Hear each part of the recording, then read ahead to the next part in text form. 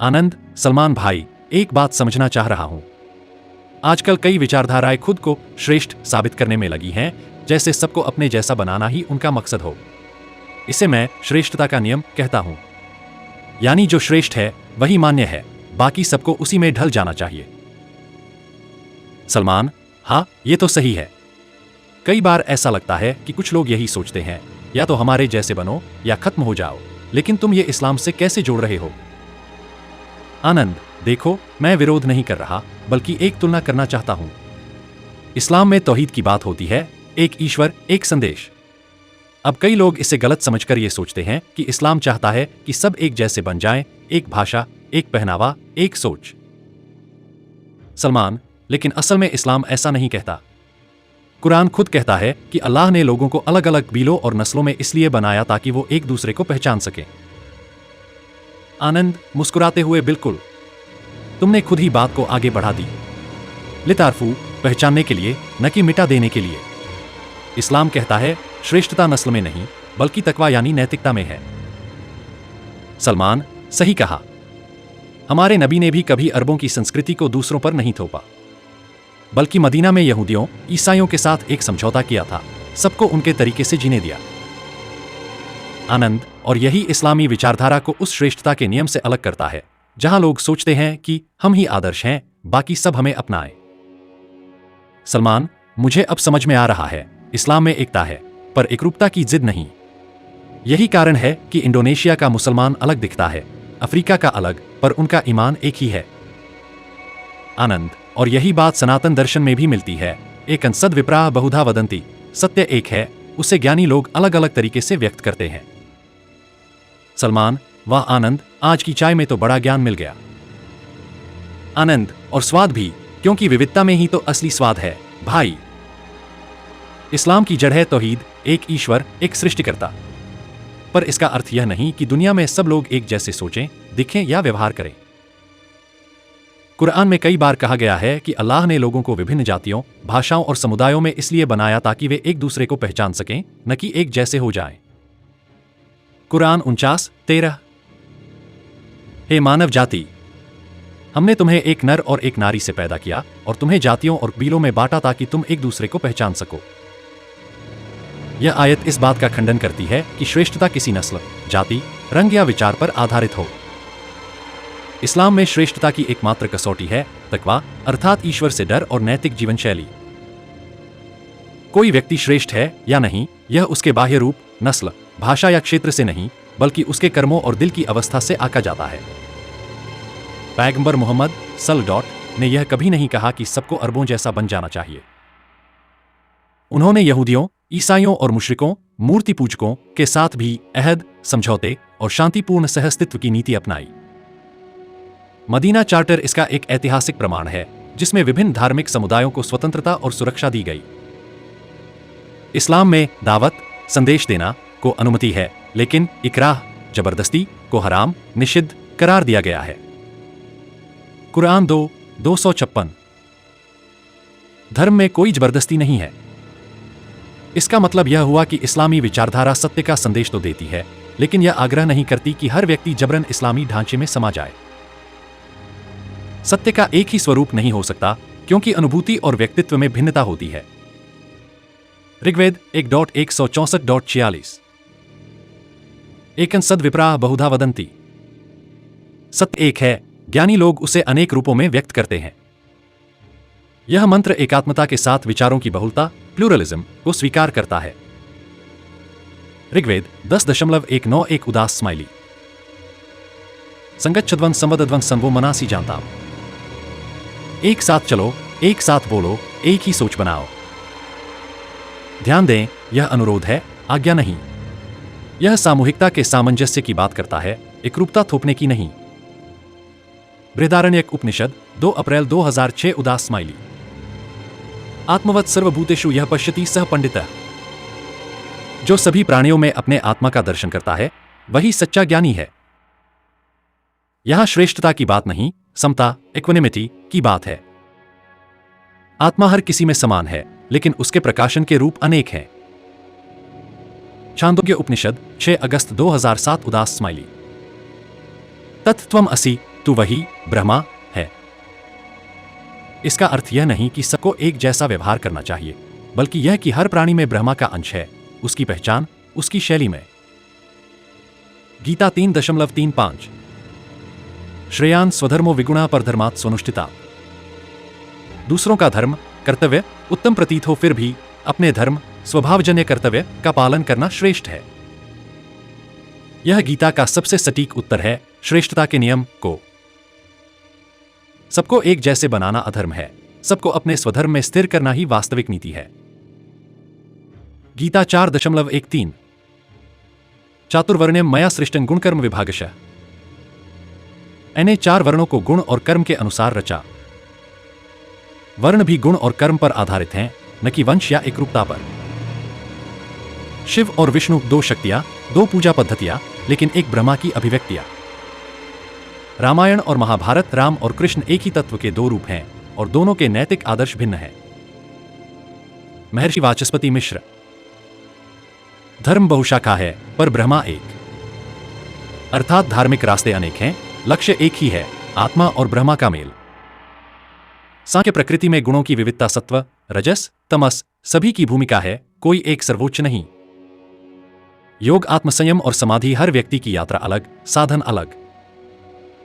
अद्वैत वेदांत ब्रह्मा ही एकमात्र सत्य मायिक भेद स्वीकार्य हैं, उनका निराकरण अनुभव से होता है, न कि बल से। रावण लंका का राजा, महान विद्वान शिवभक्त तपस्वी, फिर भी पतन क्यों? क्योंकि वह चाहता था कि सब मेरी ही पूजा करें, मेरे आदेश में चलें। रावण का 10 सिर ज्ञान के 10 क्षेत्रों में महारत, लेकिन सभी को मैं श्रेष्ठ हूं की भावना से संचालित। रावण श्रेष्ठता के नियम का प्रतीक, राम मर्यादा और स्वधर्म का प्रतीक। लंका का दहन श्रेष्ठता के अहंकार का अंत। महिषासुर आत्ममोह, भ्रम की मैं ही सर्वोत्तम हूं। देवी दुर्गा उसे मारती हैं क्योंकि वह शक्ति, डाइवर्सिटी, सौंदर्य, समता को चुनौती देता है। जब कोई शक्ति को नियंत्रित करना चाहता है और सबको एक रंग में रंगना चाहता है, तो शक्ति स्वयं खड़ी होती है उसके विरुद्ध। शिव निर्विकार, वैरागी, भस्मधारी। पार्वती श्रृंगार की देवी, सौंदर्य, प्रकृति। दोनों विपरीत स्वभाव के होते हुए भी समरस हैं। ब्रह्मा और माया की एकता, परंतु माया को मिटाया नहीं जाता, उसे स्वीकार कर शिवत्व को जागृत किया जाता है। देव और दानव दोनों मिलकर मंथन करते हैं। विष भी निकलता है, अमृत भी। विविध दृष्टिकोणों का मंथन ही समाज को अमृत देता है, लेकिन जब कोई पक्ष कहता है बस मेरा ही विचार चले, तो मंथन रुकता है और समाज स्थिर हो जाता है। कंस एकरूपता चाहता है, मेरा डर ही कानून है। वासुदेव कृष्ण विविधता को समेटते हैं। मथुरा में तो शांति, पर वृंदावन, द्वारका, कुरुक्षेत्र सब अलग अलग धर्मभूमियां हैं। कृष्ण समन्वय की चेतना। कंस एकात्मक वर्चस्व। शरीर में 5 तत्व हैं, पृथ्वी, जल, अग्नि, वायु, आकाश। कोई एक भी न हो तो जीवन संभव नहीं। सृष्टि का सौंदर्य विविधता में है। जब कोई तत्व कहे मैं ही सर्वोच्च हूं, तब असंतुलन उत्पन्न होता है। ब्रह्मा को किसी एक रूप में बांधना संभव नहीं। उसे पाने के लिए सभी प्रतीकों का अतिक्रमण करना पड़ता है। जो कहता है कि बस मेरा ही तरीका ब्रह्मा तक पहुंचा सकता है, वह खुद माया में फंसा है। महाभारत में 5 पांडव, 5 मानव स्वभाव। युधिष्ठिर धर्म, भीम शक्ति, अर्जुन विवेक, नकुल सौंदर्य, सहदेव ज्ञान। पूर्ण मानव बनना है तो 5 गुणों का समन्वय चाहिए, न कि किसी एक का वर्चस्व। एक ओर डमरू सृष्टि, दूसरी ओर अग्नि सहार। एक पाव ऊपर नृत्य चलता है, एक पाव अपस्मार पर अहंकार का दमन। जब अहंकार श्रेष्ठता दबाया जाता है, तभी नृत्य चलता है, यानी सृष्टि संतुलन में रहती है। ईश्वर ने खुद को अनेक रूपों में प्रकट किया, यही लीला है। जब कोई कहता है सब एक जैसे हों, तो वह लीला को नकारता है, यानी ईश्वर की रचना को अस्वीकार करता है। मानव मस्तिष्क प्राचीन समय से ही अपना और पराया, इन ग्रुप वर्सेस आउट ग्रुप सोचने में प्रशिक्षित है। यह एक एवोल्यूशनरी सर्वाइवल इंस्टिंक्ट है।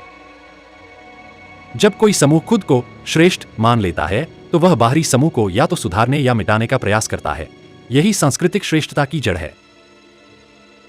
जैसे कोई बच्चा सोचता है कि मेरी मां सबसे अच्छी रसोई बनाती है, तो वह अन्य स्वादों को कमतर आंकने लगता है। जब कोई विचारधारा या व्यक्ति मान लेता है कि मेरी संस्कृति, मेरी भाषा, मेरा धर्म ही श्रेष्ठ है, तो वह सिर्फ वही प्रमाण ढूंढता है जो इस विश्वास को पुष्ट करता है। इसे कन्फर्मेशन बायस कहा जाता है, और यही श्रेष्ठता के नियम को आत्ममुग्धता, सेल्फ राइटियसनेस में बदल देता है। इतिहास में साम्राज्यवादी शक्तियां जैसे ब्रिटिश, रोमन, मंगोल, यहां तक कि कुछ धार्मिक साम्राज्य अपने ही मूल्यों को सभी पर थोपने का प्रयास करती रहीं। यह श्रेष्ठता की सोच नहीं, बल्कि वर्चस्व, डोमिनेंस की रणनीति थी, ताकि सत्ता, संसाधन और नियंत्रण केंद्रित हो जाए। यह सोच लोकतंत्र, विविधता और रचनात्मकता को कुचल देती है।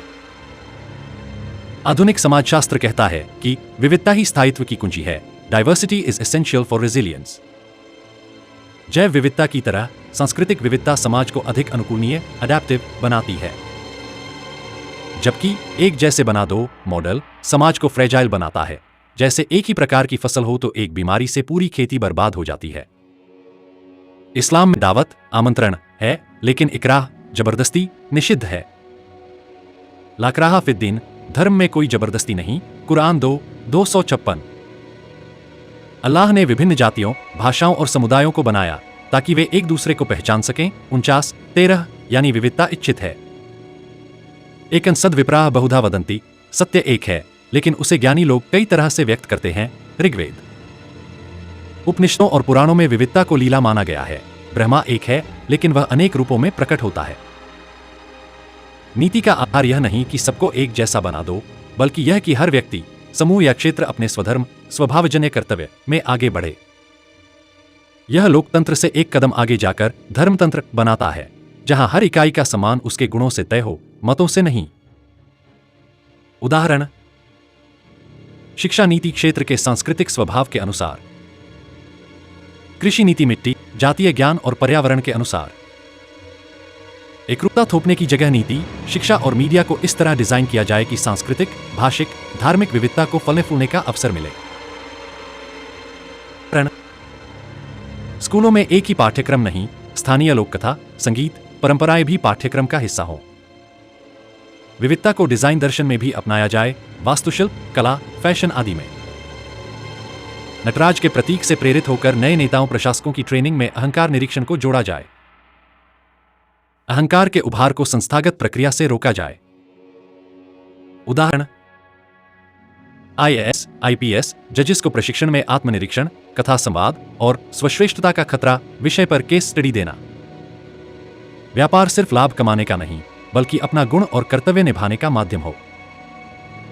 उदाहरण: हर व्यवसाय को एक स्वधर्म निर्देशिका दी जाए, वह किस लोक कल्याण की दिशा में है। जब दो विचारधाराएं टकराएं, हिंदू बनाम इस्लामी, पूंजीवाद बनाम समाजवाद, तब निर्णय यह हो। यह भी नहीं, वह भी नहीं, किसी तीसरे समावेशी सत्य की ओर चलो। प्रेरणा: उपनिषदों का नेति नेति दर्शन, समुद्र मंथन का सामूहिकता सिद्धांत। नेता वह नहीं जो सबको एक जैसा बना दे।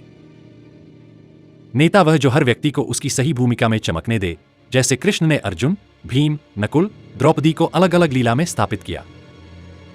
नेतृत्व का मूल्यांकन कंट्रोल से नहीं, कोऑर्डिनेशन से हो। हिंदू, मुस्लिम, बौद्ध, जैन, ईसाई, इनके मूल प्रतीकों को जोड़कर नवदर्शन रचा जाए। जैसे शिव का तांडव, इस्लाम का तौहीद, बुद्ध का मध्य मार्ग, तीनों मिलकर संतुलन चेतना बनाते हैं।